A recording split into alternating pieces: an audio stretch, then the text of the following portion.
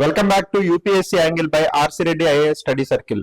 Today, our topic of discussion would be Great Nicobar Island Development Project. From past few months, this project has been a point of contention, debate as well as discussion. So in today's edition, we'll be discussing about the key features of this Great Nicobar Island Development Project and what are the major issues involved, that is both on the positive side as well as the negative side, and we'll look at how should be the way forward with respect to this project. Also, we will discuss some sample questions both from mains point of view as well as from UPSC preliminary point of view at the end. To begin with, this Great Nicobar Island Development Project is a very well thought out project. This project has been recommended by NITI since very long. If we go into the details of Great Nicobar Island Development Project, the project has a clear strategic, economic and most importantly national security significance attached to it. If we go into the details,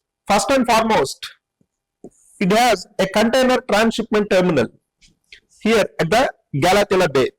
Secondly, it has a greenfield international airport with both military as well as civilian usage.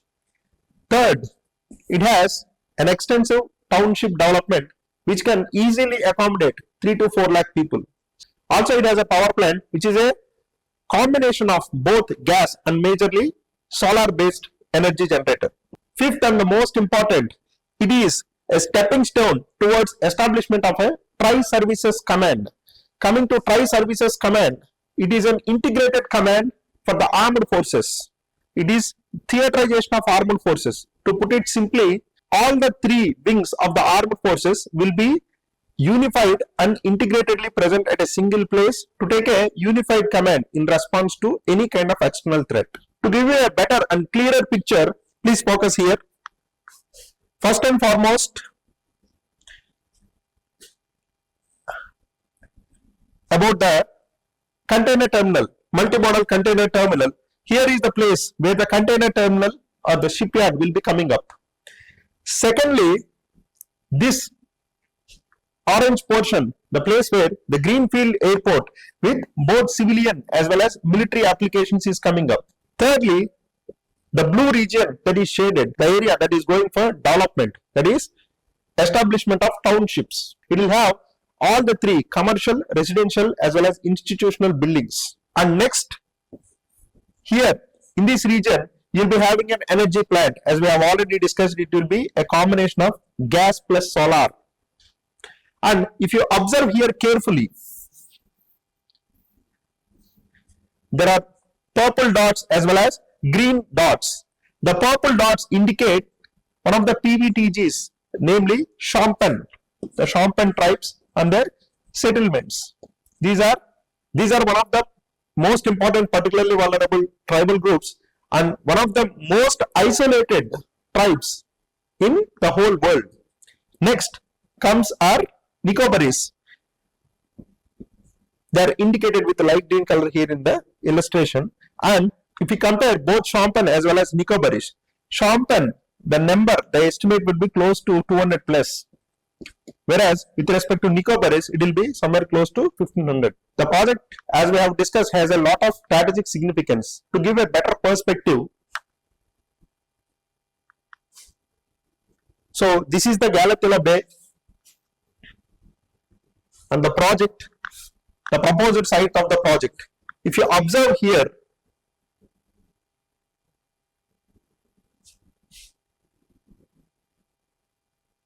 this region where the project is being proposed is very much close to Indonesia. And also, observation has to be made with respect to its closeness and proximity to Malacca Strait.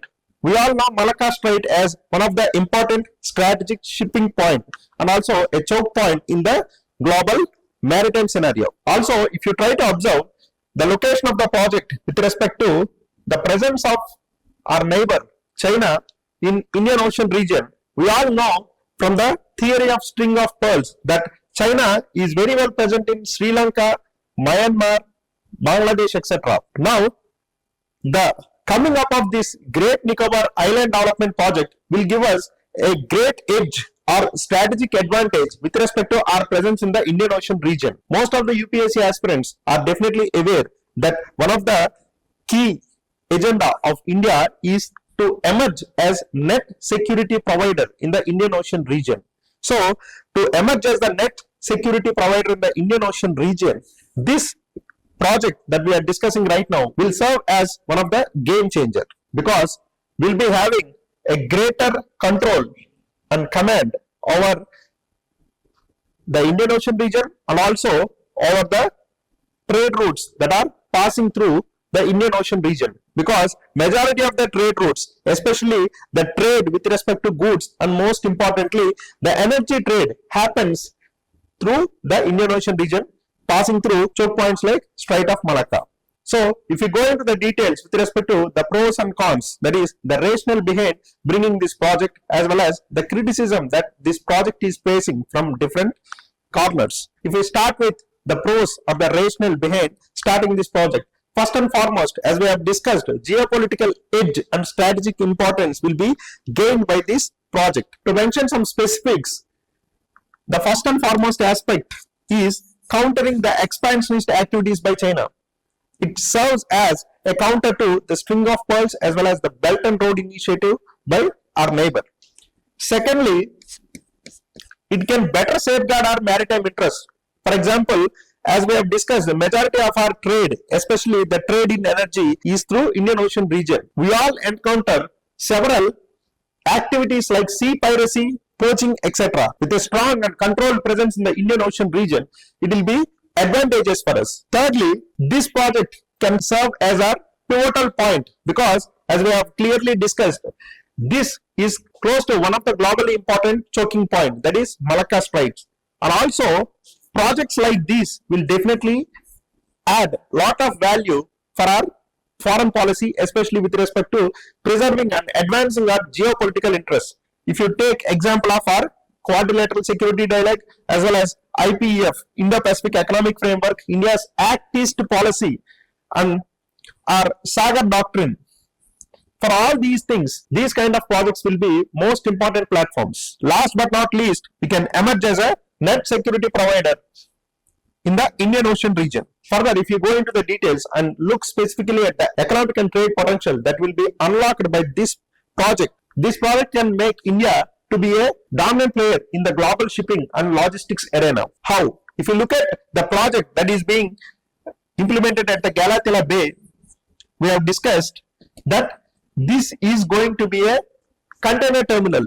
This container terminal will help us to add lot of potential for our own shipping. On top of that, it will also enable us to provide services, maintenance and overall to other ships from the foreign countries. Thereby, we can gain lot of economic advantage and also strategic advantage. Further, there will be a noted advantage also in some of the ancillary industries like tourism as well. Since this is a greenfield project and all the subcomponents are to be developed from the scratch, especially in a pristine region which is completely forested. Now there will be a lot of ecological challenges. First and foremost, there has to be a lot of deforestation done. Approximately close to 13,000 hectares of forest land will be diverted to non-forestry uses. Secondly, the biodiversity impact will be huge. We all know that Andaman and Nicobar Island is one of the biodiversity hotspot, especially if you consider the Nicobarese group of island. It is a biodiversity hotspot in association with the Sunda land. As we can see, this area hosts tropical wet evergreen forest and also several protected areas along with several endangered species like Nicobarese megapod, crocodiles, leatherback turtles, etc. Also, we find significant presence of mangroves. Keeping all these things in mind, the biodiversity impact will be huge. Thirdly, the seismic activity. We all have very strong and unpleasant memory about our 2004 tsunami or earthquake-induced tsunami, which is close to this area. The next major area of concern would be the protection of the rights of the tribals. As we have already discussed, this particular area is originally home to Shompen and Nicobarese tribes predominantly. As we have discussed, Shompen tribe is also one of the most isolated tribes as well as PVTGs. Same is the case with Nicobarese. there is a danger of these tribes going to face an existential threat, especially with respect to impingement on their livelihood as well as further marginalization. In this connection, there are allegations that the Forest Rights Act has been violated with respect to displacement and getting the approval to divert the forest land. These criticisms are not baseless. Definitely, we discussed the major criticisms which are very much valid. However, this is a project of great national importance. In such scenarios, though there are genuine grievances, we need to find a middle path and we need to take a nuanced or balanced approach. That is going to be our way forward. So the way forward would be taking a nuanced approach and balanced approach with respect to national security, economic importance and geopolitical importance, and rightly balancing them with respect to the environmental as well as displacemental challenges. If you go into a little detail and look into how we are going to balance these two seemingly contradictory issues, firstly, as it is having seismic risk, necessary precautions has to be taken. For example, National Building Code for earthquake resistant structures has to provide clear guidelines for all these greenfield projects. Second and most important, tribal protection. With respect to tribal protection, there is a clear legal framework.